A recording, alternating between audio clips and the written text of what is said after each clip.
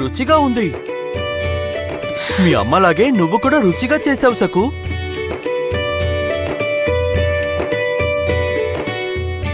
ఏవండి, ఇదిగో. అయ్యో చాలు, ఇంకెన్ని వడ్డిస్తావు? అయ్యో, నేనేమి పెద్ద రొట్టెలు చేయలేదు, ఇవి చిన్న చిన్నవి. పోనీ ఇంకొక్క రొట్టె తినండి, తీసుకోండి. చాలు చాలు, కడుపు నిండింది. సకు, నిజం చెప్పాలంటే రోజు కంటే ఎక్కువ తిన్నాను.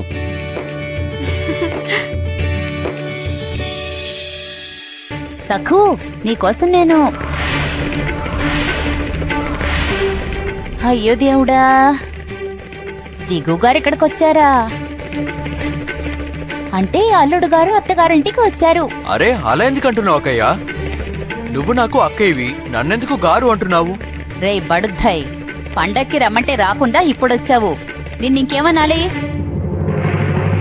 సరే గాని దిగు, నువ్వింట్లో చెప్పే వచ్చావుగా, లేదంటే పారిపోయి వచ్చావా? నువ్వు లేకపోతే మీ అమ్మ తినదు, అది నీకు తెలుసు కదా. మీ నాన్నగారు ఇల్లు వదిలి వెళ్ళిపోయినప్పుడు తను 8 రోజుల పాటు అన్నం నీళ్లు ముట్టలేదు.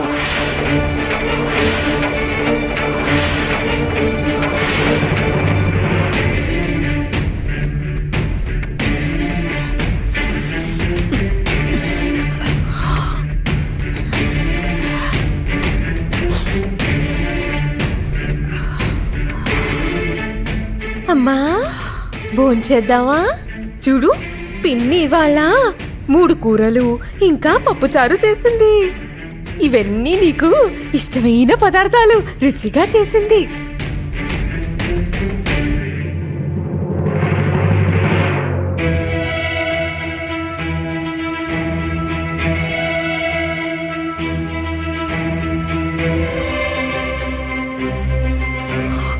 అరే అమ్మా, భోంచేయకుండా లేస్తున్నావేంటి? విధిని ఎవరు మార్చగలరు? కట్టుకున్న భర్త వ్యాపారాన్ని కుటుంబాన్ని వదిలి వెళ్ళిపోయాడు. ఇప్పుడు కొడుకు భార్య విధేయుడైపోయాడు, దాసుడైపోయాడు.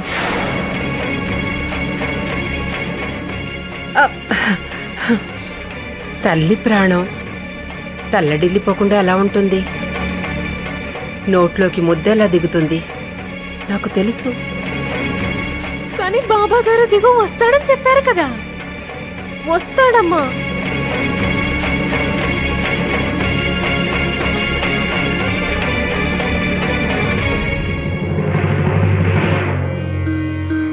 రామకృష్ణ హరి రామకృష్ణ హరి, జయ జయ రామకృష్ణ హరి రామకృష్ణ హరి, జయ జయ రామకృష్ణ హరి రామకృష్ణ హరి, జయ జయ రామకృష్ణ హరి జయ జయ రామకృష్ణ హరి, జయ జయ రామకృష్ణ హరి రామకృష్ణ హరి, జయ జయ రామకృష్ణ హరి. అయ్యో, మీరేం మాట్లాడుతున్నారు దిగు? ఆయన ఎప్పుడో తిరిగి వచ్చేసారు. పండదీపురం నుంచి తిరిగి వెళ్ళేటప్పుడు ఆయన మా ఇంట్లో ఒక పూట ఉన్నారు.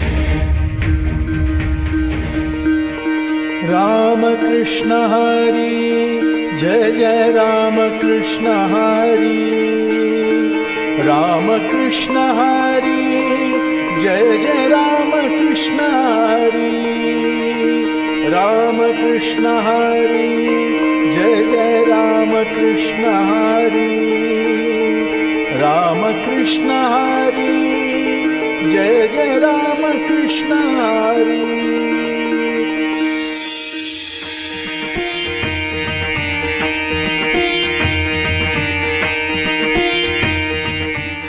పాండురంగా, ఇదంతా నీ మహత్యమే కదా. ఈరోజు ఆయనకి దగ్గరుండి వడ్డించాను, కడుపు నిండా భోంచేశారు. నాకు నిజంగా చాలా సంతోషంగా ఉంది.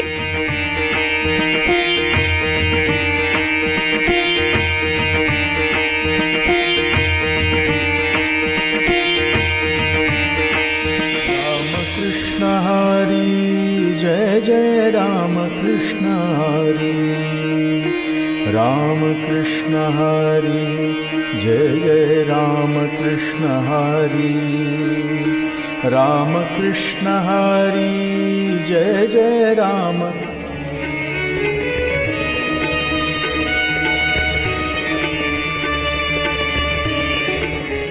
నాన్నగారు మీరు ఇక్కడ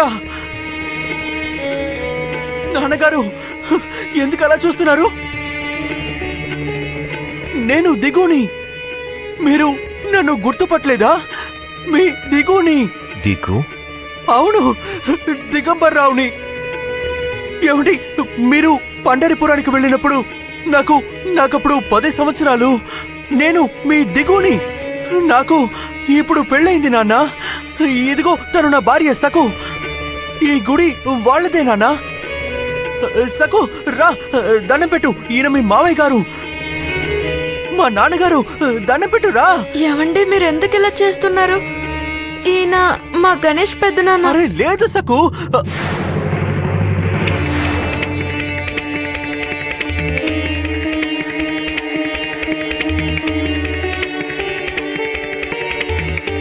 పొరపాటు పడ్డాను,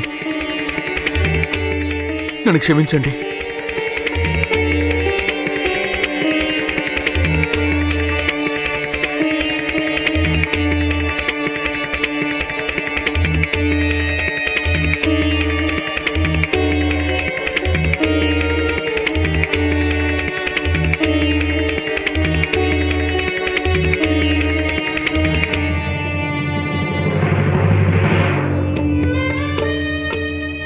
ఏమండి మీ కళ్ళల్లో ఆ కన్నీళ్ళు. నీకు మీ నాన్నగారు గుర్తొచ్చినప్పుడు నువ్వు ఎలా బాధపడ్డావో అలాగే ఈరోజు నేను కూడా ఆయన తలుచుకుని బాధపడుతున్నాను. ఆయన పండరిపురం నుంచి తిరిగొచ్చారని తెలిసింది.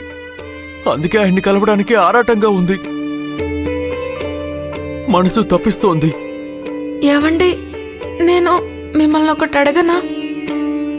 మావయ్య గారు ఎలాంటి వారు? ప్రేమగా మాట్లాడతారు, ఎప్పుడూ సంతోషంగా ఉంటారు. ఆయన ఎల్లప్పుడూ పాండురంగన్ని స్మరిస్తూనే ఉంటారు. మా ఊర్లో ఉండే దేవాలయంలో భజనలు జరుగుతూ ఉంటాయి. అక్కడ ఎప్పుడూ తంబూరా గాని ఎక్తార్ గాని వాయిస్తూ ఉంటారు. క్రమం తప్పకుండా నాన్న ఎక్తార్ వాయించేవారు. ఆయనకది చాలా ఇష్టం. లీనమైపోయి వాయించేవారు. అప్పట్లో మా ఇంట్లో నిత్యం పాండురంగడి పూజ జరిగేది. నాన్న మాకు మంచి చెడు నేర్పేవారు. ఆయనకి పాండురంగడే లోకం. అప్పుడు నా వయసు 10 సంవత్సరాలు. యమున అక్కకి 13 సంవత్సరాలు.